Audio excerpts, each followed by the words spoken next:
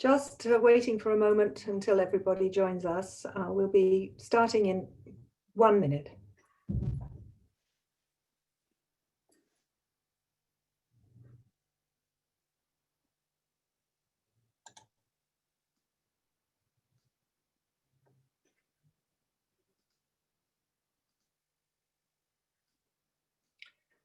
Right. I hope that everybody's present and hearing me. Welcome to all of you all over the world. We have many, many participants today. This is the last of the series, New Models for New Times, Rethinking the Art Market in the Changing World. It's brought to you by The Art Newspaper, live, in partnership with Cromwell Place, the shared exhibition and workspace for the art world. Our conversation today is with Dr. Clare McAndrew, the leading economist of the global art market. She's the go-to source for facts and figures about the art trade. Clare prepares the annual Art Basel UBS Art Market Report and many others as well. We're so grateful to her for finding time to talk to us in her very busy schedule. During this COVID year, she has also published a mid-year report with UBS, and we are all anxious to hear what she's discovered, how the figures stack up, and importantly, how she sees the future for the art trade. So welcome, Clare, welcome to all of you. I'd like to jump straight in. Clare, let's start with the latest results of your research. So what have you discovered? Thanks very much, Georgina. Thank you for the lovely introduction. It's great to get a chance to talk to you and to talk to everybody joining today. We have done a little bit of research. It's only a representation of a part of the industry, but I have a few results I'm going to share on a couple of charts. I won't give you too many figures, I promise, but just to show you the results of some of the gallery research we did. And we conducted this in July, so it's relevant to the first 6 months of the year. And it was a difficult year. I don't think it's a surprise to anybody that the gallery sales were down. The average was 36%, and this was kind of what we were hearing as well. I'm sure it's the same for you when you're talking to galleries. They were kind of saying things are 30–40% down. And I mean, you'll see from this chart, it was pretty difficult across the board. Certainly the galleries that turn over less than 500,000 probably fared a little bit worse than those that turned over higher levels, but there was pressure on all the different segments. And I think you'll see in that chart that the worst performing was what we might consider to be the kind of mid-range galleries, so 250 to 500,000. Their sales were down 47%, so they were kind of the worst performing in that first 6 months. And it's difficult because they were probably the most vulnerable in many aspects going into the crisis. I mean, I think obviously stating the obvious to say people that went in a better position to the start of 2020 will kind of be able to weather this better. But I think all galleries are under pressure. It's a difficult industry. They're heavily reliant, obviously, on events that have all been, for the most part, cancelled this year. They're based around travel. And they're basically based around people's kind of discretionary spending. So, people are still earning this year. So it's different, it's not the same as some of the financial crises we've had in the past. There's still a lot of kind of pent up demand, but it's just been a really, really difficult year. And I mean, this was the first half of the year. And we did ask galleries as well how they see, the entire year. And we won't know the kind of the full facts until the end of the year. But, about 80% of the galleries we surveyed thought their sales would be down, and some down considerably. And I think, we're looking at kind of second waves. I know everything's just gone on lockdown here in Dublin from midnight last night again. So all the galleries and museums are closed here. And I think that's happening in various parts of Europe for sure.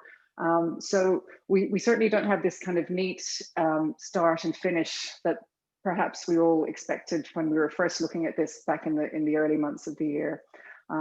There is a little bit more optimism to what might happen next year. We asked galleries to project how they thought 2021 would go, but still, I mean, less than half of the galleries that we surveyed thought that their sales would pick up in 2021, and that's not great as a finding, but it's also a pretty poor benchmark to be basing your kind of predictions against. So there's not a huge amount of optimism. I mean, there is some very kind of happy outliers. You know, we saw some people that have done pretty well during this period, but they are the minority. And I think it is that it's some of the smaller galleries were a little bit more optimistic, whether they're possibly less reliant on fairs and maybe doing a little bit more online anyway. And I guess some of the bigger galleries might be a little bit more financially secure to kind of see them through this period. But it's that mid-size that I think the mid-size gallery, which was probably the worst affected in the last global financial crisis too. They're the kind of ones that we're particularly concerned about. This wasn't related to the research, but I did do some, you know, I think it's good to see both sides. So I did look at the auction sector as well. And this is only a very partial view, but I have another slide that just shows some of the auction sales for the first half and the first 3 quarters of the year. And in the first half, if we just looked at fine art sales, sales were down about 50% across all auctions. It's interesting, the volume of sales was only down 20%. So, you know, there's still a lot of activity going on, but the value is down about 50%. And this is just Christie's and Sotheby's to give some kind of indication of what might happen for the year. And this was in the first half of the year. You can see the black columns are 2019. Total sales were down 66% on that same first 6 months of the year in 2019.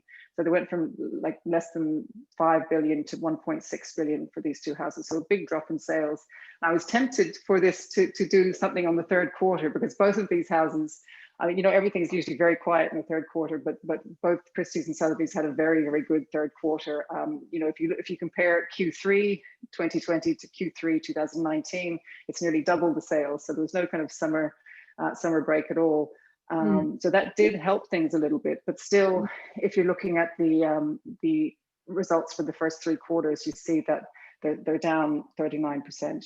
So it's kind of a similar trajectory to the galleries, you know, making it up a little bit, but a very, very rough first half of the year. And I've broken that down again. There's another slide just after that to show you online and offline.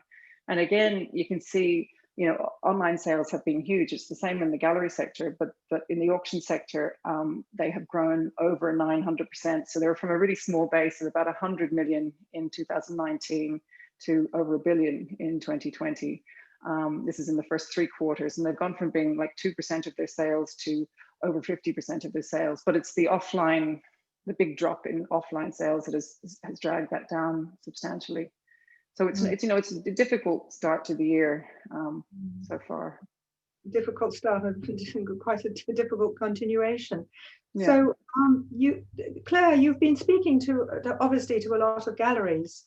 Anecdotally, what are they telling you? How are they telling you that they've, you know, while you've been doing these reports, what have they been telling you? What are the conversations you're having with gallerists and with other art market players? I mean, more or less that it's been a difficult period. I think, you know, a lot of galleries in particular are just doing the best they can to focus on cutting their costs, you know, because their sales are down. So it's all very kind of cost focused, all the kind of things they're doing, and, you know, looking for what strategies will survive this year and then give them some growth going forward. You know, I talked to some people in the auction sector quite recently as well, and it's kind of a little bit matching with what some of the galleries were saying as well. I think there was a bit of a burst of activity and excitement maybe in June and July, especially perhaps in the auction sector before the summer. Some people saying that it's kind of dying down a little bit now, which is a kind of a worry. It's not that necessarily the totals are bad or the sales are bad. It's just that the market is being really choosy again. So there was kind of a burst of activity for a little while. Now it's kind of tapering off a bit. And, you know, we don't have those spots in the calendar that we've always kind of watched. I mean, I think there is a lot of people waiting in the next couple of weeks to see what happens. I was checking the date to see how long the election in the US is going to be a big thing for confidence generally.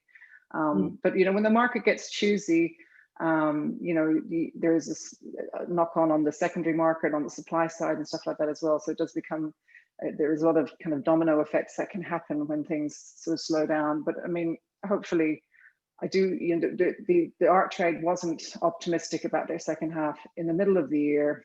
I think a lot of areas are seeing these second waves, which are having, businesses are closing again in some parts of the world. So that's not a reason to be cheerful. But things like the mood can change, and people are kind of holding back a little bit till we get into November to see what happens then. So hopefully the second half of the last quarter will make up a little bit of that headway. Yes, yes. Well, we shall see. Now, you also looked at the issue of employment and downsizing, which is another very possibly dramatic effect. Could you tell us a bit more about what you discovered? Sure. I think I have one more chart that just shows a little bit from the gallery survey about employment, and this is, I think, one of the biggest concerns that a lot of businesses have is there's a kind of a knee-jerk reaction to one of the things they can do to cut costs is to kind of get rid of people. But unfortunately, in the gallery sector, businesses are, for the large part, kind of very small. The average gallery size in the survey we did in the Contemporary Modern Gallery survey was only 8 people, and that's including full-time and part-time and contract workers and things. So 1/3 of the galleries that we surveyed had to downsize in some way in the first half of the year, and the average downsizing was 4 people, and around half of those were full-time people. So when you're starting off with an average of 8 and you're kind of downsizing by at least 2 full-time people, that's very significant in the sector. I mean, I think some of the biggest galleries probably had the biggest losses because they had the most room to maneuver there. But even in the mid-sized sector, I think it was 40% of galleries in that 250 to 500,000 segment downsized, and they started off with an average of only 5 people. So I think it is very, very difficult. And I think galleries that they did see this kind of the worst being over in some regards, whereas for the most part. But I think some are worried too. A lot of them have been really reliant on the supports they've got for the first half of the year, and this is going to be very telling the next time we survey them, because it'll be very dependent on where they are, how supportive different governments have been, whether it just came to a kind of a grinding halt or whether they kept things going. A lot of governments are doing their best, but I mean, there's a lot of industries and a lot of different people to support over this period. So I think we will see the sector shrinking, hopefully temporarily, but I think galleries will close, and that has implications for the economy and for the artists that they represent, and for all the businesses that surround the art market. And it's a very personal business, the gallery sector as well. So it's difficult just to kind of staff up and down like you might in another industry. People are talking about getting people with new skills if they do have to re-employ people when things pick up again. But I mean, you have to balance that with the kind of established relationships that go with a small gallery staff as well. So it's a difficult period, I think, for employment, and that's the big casualty. I think the number of businesses and the number of people employed, because it is a very high value employer. The economic impact of the art market goes well beyond its size. It's for the most part fairly gender balanced, high knowledge employer, and it has a lot of positive ripple effects through the small amount of businesses that operate in it. So that's the most worrying thing. I think sales can swing up and down a little bit, but for the people that have lost employees, that's going to be a big issue. Oh dear. So can you talk us through a bit the measures that galleries have either put in place already or are putting in place, and are they seeing any positive results from that? Sure. I mean, I suppose the biggest thing perhaps is obviously they've been selling more online, and I'm going to do this kind of pie chart of how galleries make sales, and we asked them in the survey that we ran in July, how are they making sales now versus 2019. And I mean, online has shifted from 10% of the value of their sales to 37% of the value of the sales. So the big kind of lifeline for galleries has been selling online, and some of the smaller galleries were already doing a higher share, but it's the biggest galleries, the plus 10 million turnover galleries, that saw the biggest increase in their sales online. Obviously, the kind of corollary of that was their fair sales were down, so the pie is just kind of it's the smaller pie, but it's being sliced differently as well. But I mean, they have tried a lot of different strategies, and we asked them in the survey what what kinds of strategies they were using more, and what kind of strategies they were using in reaction specifically to the crisis. And I think I have one final chart that just shows what were the most popular strategies used by galleries. And it was everything from, you know, the commercial kind of viewing rooms to make sales, you know, initiatives, joint initiatives with other galleries, whether it was for exhibitions or just for communication and for information sharing. You know, I think it's interesting that the two biggest or most popular strategies that galleries were using were enhanced online content production and social media activities. So very much focused on who the gallery is, where they're placed, and, you know, kind of telling the story of the gallery and the artist it represents. So, you know, rather than just focusing on commercial sales, where possible, galleries have tried to position themselves online as well during this period. And, you know, we looked at it in the study a little bit, but there is a lot of galleries trying very similar strategies. You know, there's a tendency, I mean, we've seen this before with collectors. You know, when collectors are, you know, one way to reduce risk is to all buy the same artist. So you're kind of relying on what successful collector peers are doing. And we've seen this a little bit in the gallery sector. One way to respond to a crisis is to kind of look at what you think your successful peers are doing and to do similar things. And I mean, we have had that a little bit, that, you know, a lot of galleries are doing quite similar strategies. And that's, I think you probably need to do that up to a point, but it does get to a point where it's becomes the pressure to kind of conform makes it difficult to stand out as well. And I think that's something that they're facing now as well. And I think it's interesting, some of the kind of more higher tech tools, you know, the virtual reality and augmented reality were some of the least used. You know, some galleries have commented more on kind of personal aspects of connecting, you know, kind of using the phone rather than kind of things like that as well. But I think these have a ways to go. I think these are all kind of developing areas. So I think a lot of galleries have used a variety of things. And I think also both talking to galleries and from the results of the surveys that we ran, it's really interesting to look at who they sold to during the period as well, because you know, this kind of online selling and communicating has been really kind of pinpointed as a way to kind of reach new buyers in kind of more diverse regional areas. But I think in actual fact, you know, from both the online viewing rooms at fairs and their own viewing rooms at galleries, a lot of galleries saying that they were actually selling to clients they're already familiar with the gallery. And some of them were new to online buying and to viewing their works that way. But I think there was only 26% were to brand new, of the online sales the galleries made were to brand new buyers. Which, I mean, I thought it sounded low, but then, you know, when you think about it, in the times that we're in and the start of the year, it's actually not that bad to be reaching. I think, you know, if you can reach some new people, and if there's anything they can do to turn them around into, you know, even second-time purchases or ongoing purchases, they're collectors, that's not a bad result.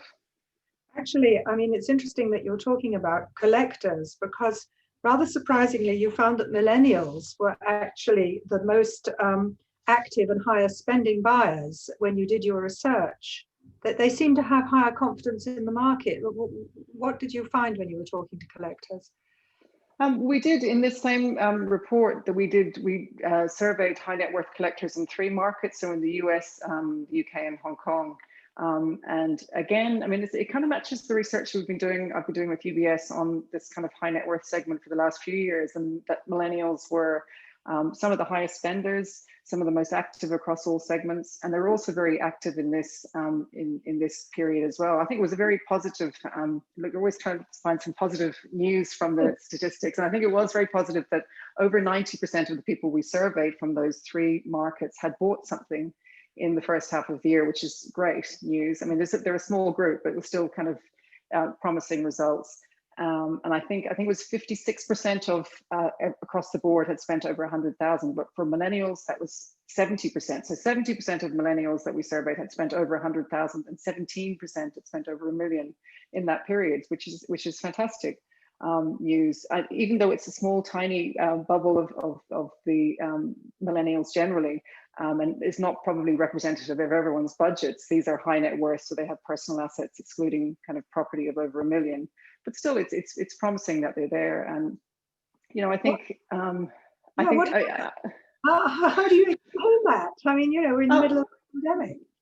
I mean, I think as well, I was trying to think about this because somebody asked me this kind of, why are they kind of more upbeat? And because, I certainly have got more optimistic about things in some ways as I age. I'm just trying to think. I think it's got to do with kind of control. And there's been a lot of kind of papers in psychology and stuff written about, what creates optimism. And I think there's a tendency that the more you're more optimistic about your own future. We saw this in the galleries as well. You might think that the world's falling apart, but you're quite optimistic about your own future. And it's the same. You might know that, for example, I don't know what the percentage is, 40% of marriages end in divorce. But if you ask somebody, is the guy you're about to, are you 40% likely to divorce this guy you're going to marry tomorrow? You're not, you're not going to say yes. So I think it relates to the degree of control you have, and you feel like you have more control of your life. So galleries were more optimistic about their own sales than they were about their peers. And I think this relates in a little bit to the millennials. They had the most drive by far to get back into the fair and exhibition circuit. There was only 1% of the millennials we surveyed weren't actively working with galleries versus about 40% of boomers. So I think they feel a little bit, they're more in some way directly going to be involved in the recovery. And I think as well, there's a little bit of, I find myself doing this a little bit myself. There's a tendency to slightly there's kind of declinism, if you like, in older generations, where you kind of think the movement to kind of technology and online is kind of not as good as the good old days in some ways. So you've got a kind of rosy sort of retrospective view, or kind of some kind of a cognitive bias that things in the past were better. Whereas for millennials, even though they want the experiences and they want the live experiences, technology is the way they operate in all aspects of their life. So it's not necessarily seen as such a detrimental move for more of the communication and the interactions to be online, because it is in every other aspect. And this is what they're in charge of. This is their thing. So I think these kind of things, all of these things factor in. But I mean, as I say, these are snapshots of wealthy millennials that are buying at a fairly high level. So they're not necessarily representative of every kind of segment of collecting. Have any notion about the geographical side? Because I've always been told Asians are so much more comfortable with the technology, the internet, buying over the internet. Did you break that down at all? We did, and there was more comfortable buying online, and we asked the collectors a question about their preferences, whether they prefer kind of offline, attending an exhibition versus online. And the collectors from Asia were more, even though there was still a majority, the majority was smaller that preferred online. So there is that. Although I think they were a little bit more hesitant to go to events as well. There were the collectors in the UK and even to the US to a lesser degree were more actively wanting to participate again in events. So they could be all kind of wrapped up together. So that sort of segues us very naturally into the question of art fairs, because art fairs virtually all have been postponed. There've just been one or two that were actually held live, but most of them have been postponed. So how do you see the future of art fairs, at least until when traveling resumes, a vaccine is found eventually next year? How do you see their future? I think this is still a big question mark. I don't have any clear answers. I just kind of go back to my figures. I suppose that you can see that the sales dropped from nearly half of the share of gallery sales was 46% last year to just 16% for the first half of the year. And to be honest, that 16% I think is going to be lower again, because there was a few strong fair sales at the beginning of the year, January, February, March, before things were kind of closed down. So I think that's going to be even lower. I'm kind of slightly dreading that the pie chart, how I'm going to divide it up, because I mean, if you include kind of online viewing rooms for fairs, that's going to be another segment. So I'm going to try and get stuck into the detail there a little bit more. But I mean, the art market has very much been part of the experience economy. This is what's kind of driving participation and certainly new sales and new client generation. I mean, I think we asked the collectors in the survey at that point in time, would they be willing to travel to a fair locally or overseas? I think half said they would. Again, 70% of millennials were keen to, even before the end of this year. But I think, you know, if you look at galleries, they were already questioning how many fairs they were going to, whether it was just the pressure it was putting on their businesses in terms of travel and costs, or their carbon footprint. I mean, that was kind of really, the sustainability was a huge issue in the art market before this crisis. It's getting slightly sidelined a little bit, but I mean, it's very clear, you know, the big problem was in this whole debate was the density of air travel. And, you know, we asked galleries in the survey about next year. And this is kind of imagining that things were relatively at that point going back to normal. And most were planning to cut down the number of fairs. So most people were saying they were doing 4 and they might do 3. But the bigger galleries, the 10 million plus, they went from an average of 7 to 4. So that's a big decline. So, I mean, there is this, I think this, even if everything kicks back into shape, even if we have a vaccine and we'll start circulating again, I think this is going to be an issue. People are looking at this little pause has made us challenge the calendar, and it's made us look a little bit more about you know, what really works and how people want to interact in the market too. So it's given us a little time to reflect, I think, as well. It's everything you've told me is not terribly encouraging, but can you perhaps comment on some positives? I mean, time to reflect is one, perhaps collaboration. I mean, what we've seen was collaboration between galleries and auction houses. Yeah, are there other positives? I mean, I think collaboration is a big positive that, you know, is kind of a positive spiral that will hopefully come out of this. You know, 60% of the galleries that we surveyed had done a collaboration specifically due to with somebody else, with either a gallery in their sector or another institution, in response to the pandemic. And it wasn't just, you know, joint exhibitions, it was other kinds of initiatives, whether it's information sharing or, as you say, with auction houses or with kind of universities or with hotels. Even there was a kind of a range of different things. And there's a lot of positivity about more local, regional collaborations, kind of gallery weekends and smaller events that could be kind of combined with galleries that are in a more small location, that you could kind of, you know, hold exhibitions with a little bit more space than an art fair, and with using pop-up spaces and things like this. I mean, views are pretty mixed to what works and what doesn't work. I think it's challenging to kind of in the competitive arena sometimes to collaborate when there's a lot of kind of cost and revenue sharing, but there is a lot of other kind of partnerships, I think, that are being forged. And the kind of divides, I think, that usually slice up the art market, for example, between dealers and auction houses, and between bigger galleries and smaller galleries, and perhaps between kind of commercial enterprises and non-profit organizations. I think that's a very positive thing. I mean, even if it's a little bit forced, the things that work well, I think, are very positive. And I mean, I think, you know, even away from the kind of business side of things, I think it's really important for the trade to collaborate together on certain issues. And I think this crisis has hopefully shown a little bit of that. You know, for example, just in talking to government, a lot of auction houses and galleries are facing the same things from a regulatory perspective, for example. And I've only really seen it done really well in the UK. So the British Art Market Federation brings together auction houses and galleries, and they just collaborate on things they have in common. So they don't have to collaborate on everything, because they're too competitive to do that. But you know, they do for issues that are affecting their future. It makes so much more sense to talk to government in one voice. And I think that's probably being highlighted a little bit, the positive aspects of collaborating on things that you can, and forming kind of partnerships where people were kind of fiercely competitive before. That could be a positive aspect. It's good to find some positives. So tell me, sort of looking forward a bit, obviously there are changes at the moment, everyone's had to go online, but what do you think will remain as permanent changes?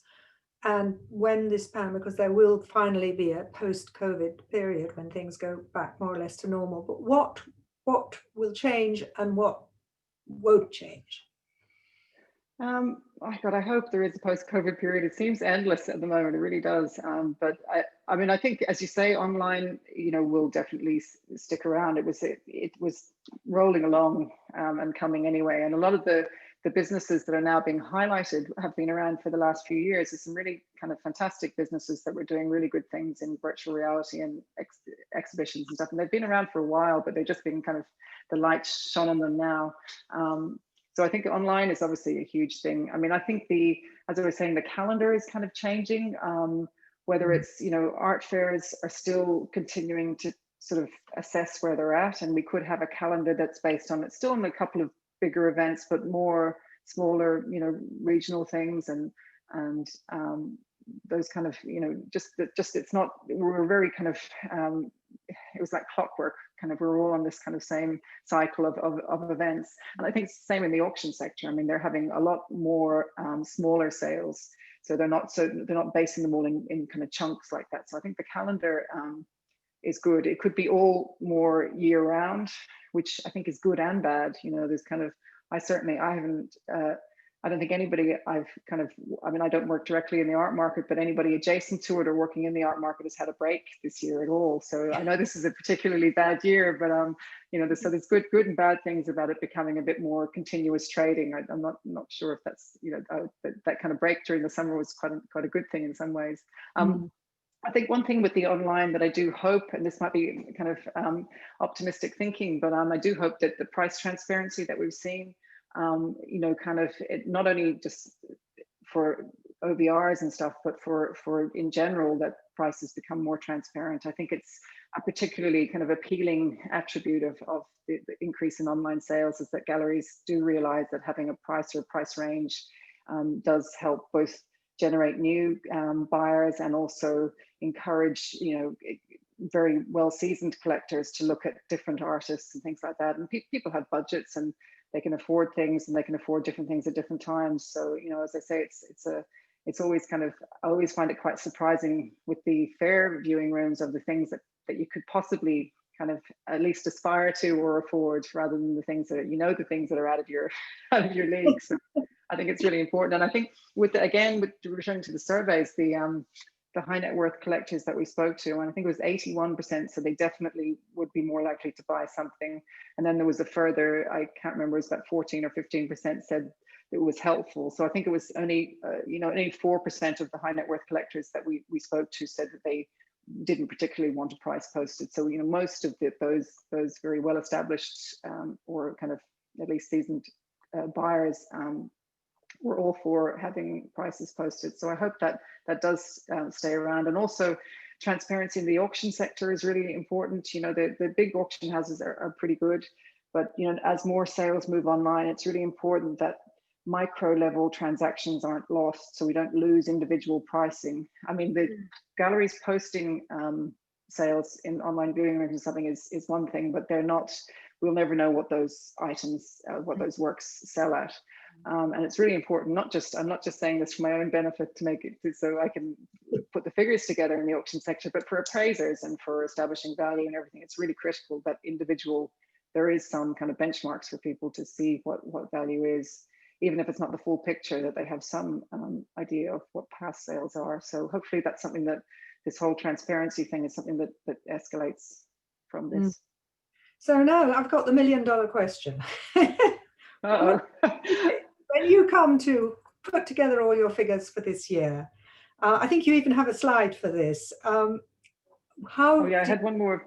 Yeah. I think you have one more slide about. Yeah. So how much will the art market have shrunk? I mean, what are your predictions for this year when you finally next year produce? Here we go. That's the one. Now, this is not a new slide. So I made this back in at the beginning of the crisis in March. I think the GDP line might be even worse now. But I mean, this is just to kind of to show the fairly significant drop if the art market doesn't tie in exactly with GDP either, obviously. But I mean, it's just to show that we the different types of crises in the past, the art markets reacted quite differently to different crises, and each one is unique, and the market emerges kind of in a different way from each one. But I mean, I think we are looking at a fairly substantial drop in the market. I mean, we're already, I'd say, at a guess, we're down, if these galleries and auction sales are something to go by, we're down roughly kind of 30 to 40%. So unless there's a huge improvement, The election could spur a whole kind of really good spree of buying. I think it is going to be a very tough year, and we could see a substantial loss in terms of the value of sales. I don't think it'll be a surprise to anybody. I mean, I think this crisis, we're kind of economically a little bit better. Some countries are in slightly better shape, but it's the length of time it has gone on that makes it sort of slightly economically worse. So there's a lot of pressure, and as I say, some galleries were really only coming back from that dip. That dip is, kind of within the last decade nearly, that they were coming back from the global financial crisis. So I think it is going to be pretty tough. I mean, I don't have the magic number, and I won't until we put all the figures together. But I think it's going to be a tough year. So still, there again, another very difficult question to answer. I mean, when will we, have you any idea of when we will return to what was normal, or will it be a new normal? Have we got to forget pre-COVID and this is going to be our reality? What do you think? I mean, I do hope that things evolve from this. I mean, this is how change happens. It's often something that's completely kind of comes from somewhere just to spur on some of the things that were kind of moving very slowly. And I know we're going to transact and kind of communicate a lot more digitally, but I think that the offline experiences that we will have them again, and I think they'll be even more special, and that we'll think more about quality than perhaps just about volume. I think I was just kind of looking back on some research I did for Sanoa there the other day about the kind of decline in the retail gallery. This is kind of a trend that's been going for ages. I do hope that this might turn that around a little bit, because I know certainly from people I know and people I've been talking to, is that the only way they've been able to access exhibitions is through visiting galleries again, and through visiting local galleries.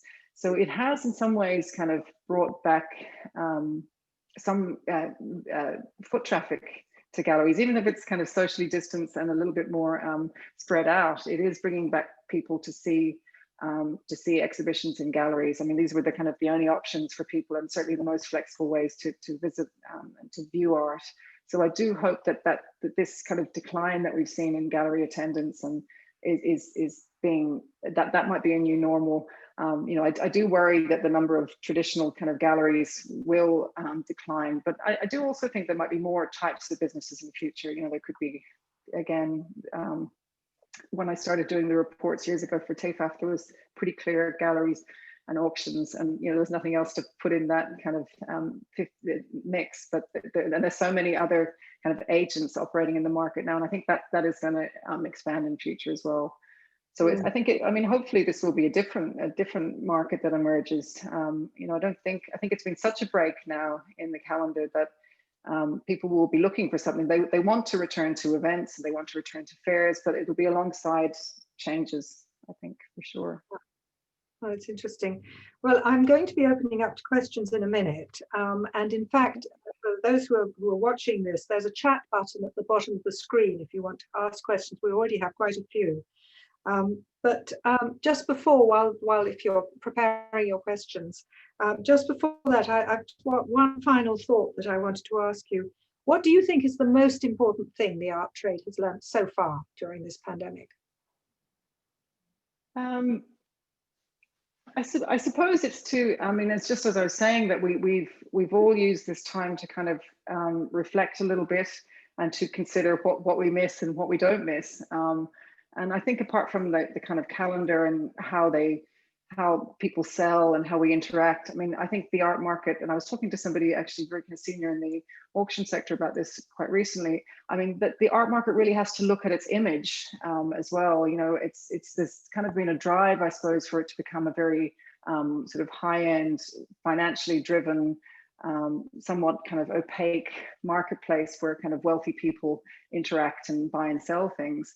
And that's made it into a kind of a slightly unsustainable hierarchy, because we all need the kind of smaller independent galleries and things like that to survive, and the artists to survive, for the whole thing to work. So that hasn't worked that well. And also a kind of a negative externality from all that is it's made the market much more open to regulation as well. It's a complete scapegoat when governments are looking for somewhere. If it's seen as a rich kind of financially driven marketplace, it will continue to be more and more the focus of regulation. So I think it needs to look at its kind of identity and its image a little bit and figure out how to be more democratic, more kind of diverse, more transparent, all these kind of things. And I think this pause has brought these issues a little bit more to the fore. And I mean, online does help that in some ways, but I think a lot of these issues are a lot more complex.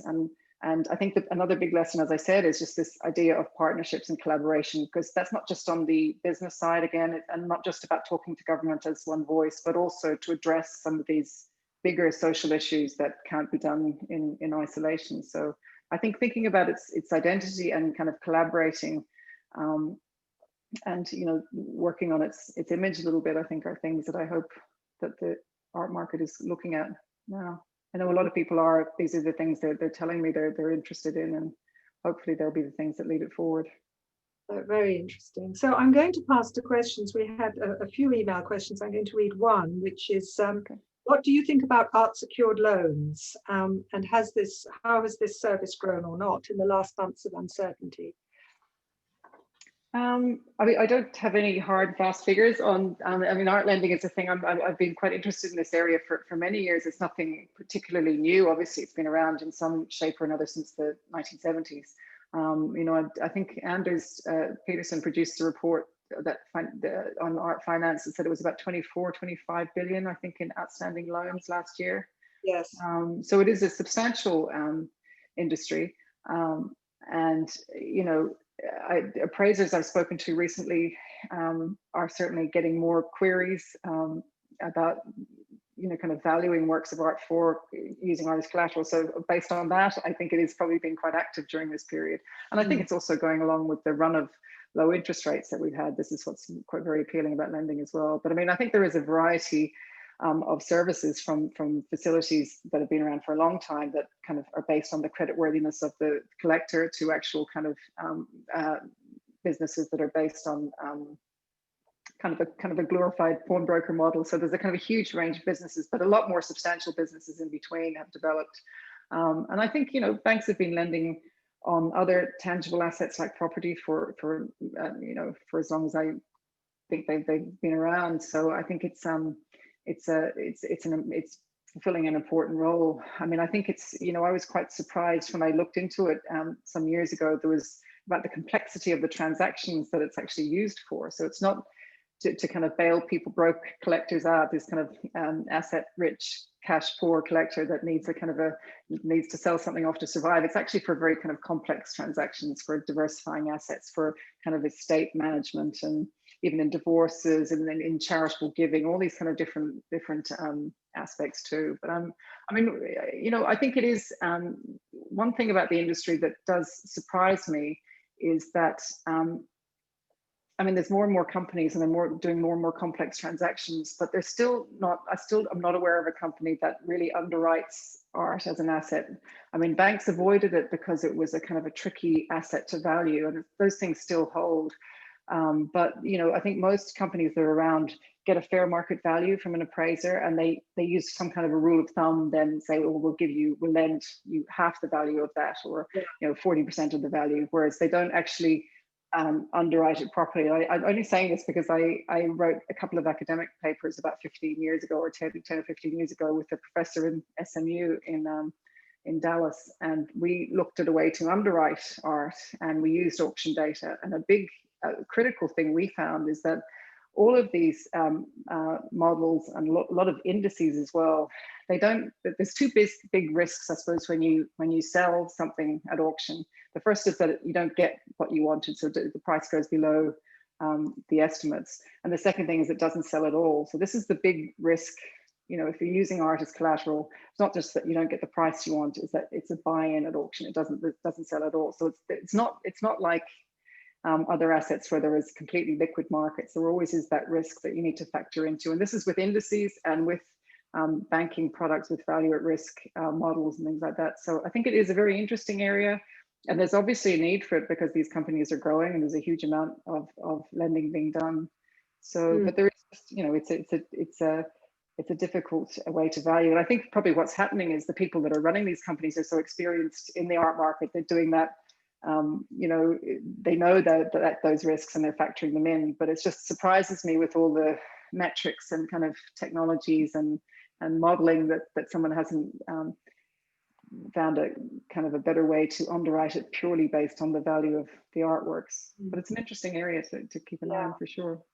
So we have a lot of questions. I won't be able to do all of them. This is one of them. Claire, do you think that the crisis is forcing prices on the artwork to drop? Meaning, is there a downward pressure on art because of the crisis on the price of art?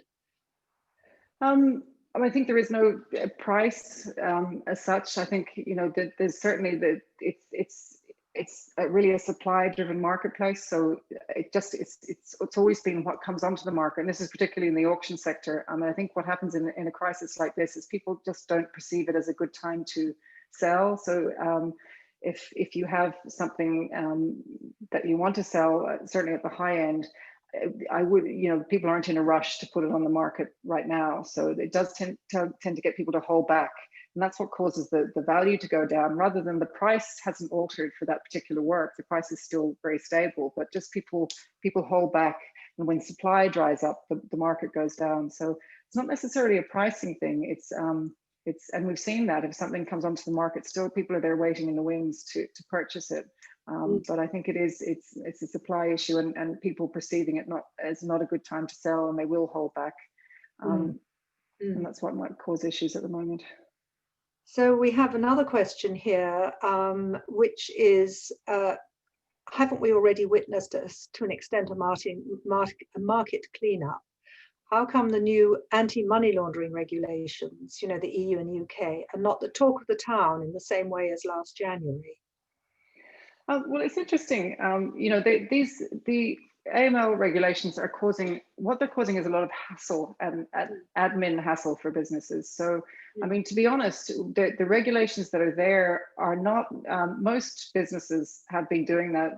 Have been gathering that information for the last 10 years. So anybody operating at a high level, you know, gathers that much information. It's just they've been put through kind of admin hoops, and it's creating a lot of complexities and red tape for them, and they have to kind of assign a person in their business and all these kind of extra costs. So the actual kind of requirements are not new for many businesses, and most businesses in the art market. There's kind of a very incorrect perception that they're kind of all slightly shady or don't collect full information on their buyers, and that's you know, nonsense for most businesses. To be honest, it's no big change for most businesses, certainly in the UK.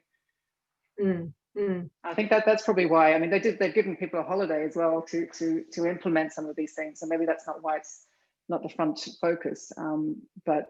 And obviously it's not yet come in to the US either, but it could be down the road. It's something that's being discussed in the US quite a bit. But I mean, I think a lot of bigger businesses are doing this. I think it's going to be one of those things that has a huge amount of kind of setup costs, but the art trade will find good ways, whether it's through technology or whatever needs be, of making these changes. And you know, it's the same with lawyers and all other businesses that you transact with. It's kind of it's a hump that you need to get over. But I mean, a lot of businesses already collecting all this information. It's something that new. I think that's other sectors have had to deal with this for much longer. It's just been extended to market participants. So another question here, you mentioned the need for alternative smaller galleries to survive, but how can this be achieved considering that what we see today is a trend for galleries to merge or to be purchased?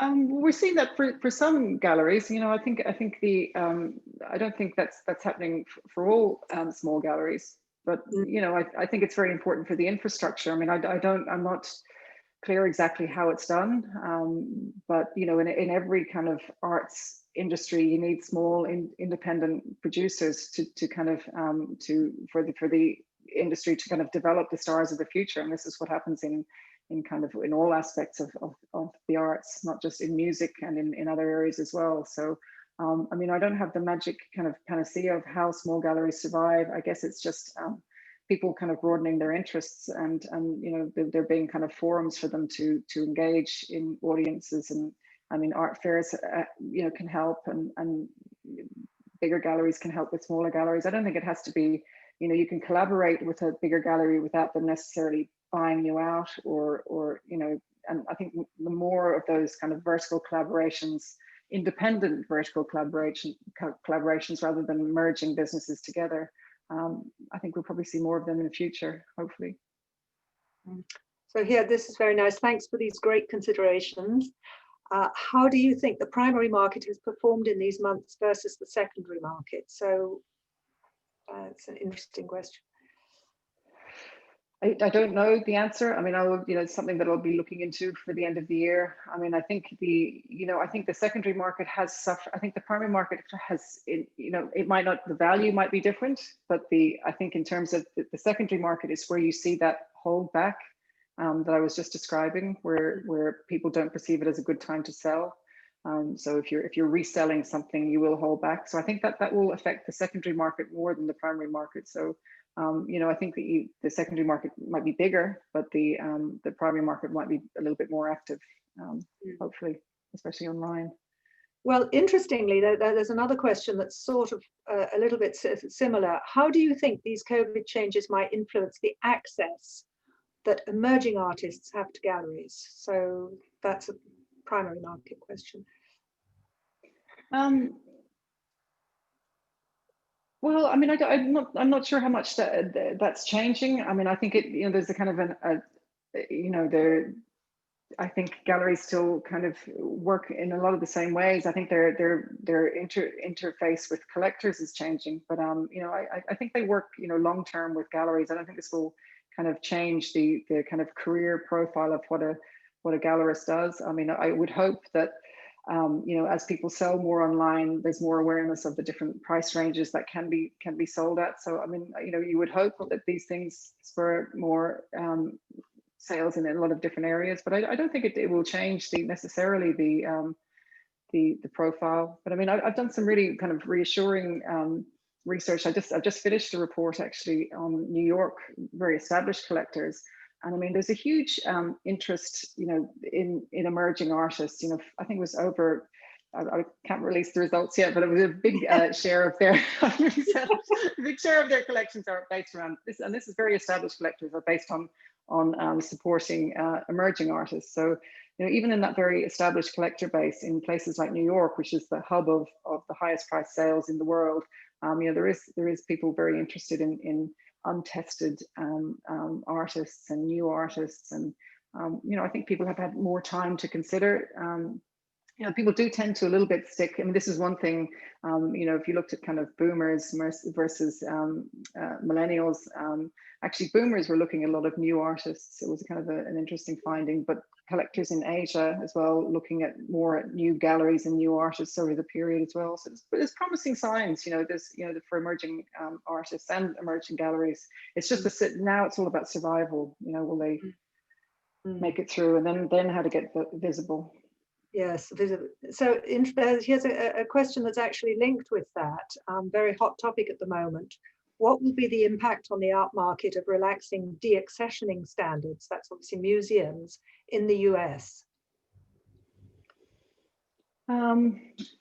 I mean, I think, when we're talking about survival of these institutions, it's something that needs to be looked at. I mean, it's not a sector I've kind of covered. I've gone into a lot of detail on it, but it's a fascinating area. And, I think we've seen obviously huge redundancies and things. And I think it's a matter of saving an institution. It's something that, they do in the US probably much better than they do in Europe as well. But I think that all these things are on the table now I mean, as I said, it's about survival. And I think part of that could be if, selling a part of a collection is necessary for an institution to survive. It's very difficult. I don't know how they make those decisions. It's not something I've looked into, but I think it's all these things are being put on the table out of necessity, unfortunately, rather than it being a kind of an interesting area to look at. It's all about trying to get through the next 12 months. Yeah. Actually, interesting. Another question that comes back to what you were saying about possibly what the shape of the art market will be in the future. We have a question here, which is, do you see appraisers playing an increased role in the market? Yeah, no, I think appraisers are critical. You know, in so many areas of the market. I mean, I was talking about art lending, and all these, you know, for all of the information that's available in the art market and all these pricing things and, you know, kind of databases and various things that come up. I think it's the thing that we will never have enough of is the expertise to sift through all that information and to come up with valuations and things like that as well. So I think they have, as the data in the art market expands, the role of expertise becomes not less critical, but absolutely more critical. And I think appraisers are hugely important going forward. I'm actually doing a talk for the Appraisers Association in the first week of November, so I'll give them a shout out. They're the best audience ever. They're just so engaged, and they're a fantastic association. So, but no, they have a critical role, and they're, you know, they. I mean, I really do. All I worry about in this area is the auction data, and because they do rely not just on working with galleries on finding information, but also having those visible prices in the auction sector. And I just know from some of the auction houses have closed down some of the online sales and are not publishing transaction by transaction prices. And that is that it's really bad for the industry if that happens, because it becomes so much more opaque. It looks like it's more transparent, but in actual fact, it's much more opaque, and it'll really affect their jobs if that happens going forward too. So it's really important. Well, I'm afraid because we have so many questions, I won't be able to ask them all, but there's one more, which is rather broad, but you're such a specialist. Can you just comment on geographic differences between in the market? What have you seen this year? Have you seen, I mean, you always give us a hit parade, so to speak, of the largest market. Yeah, I mean, we did say, for example, just taking the gallery survey that we did, there was kind of some regional differences.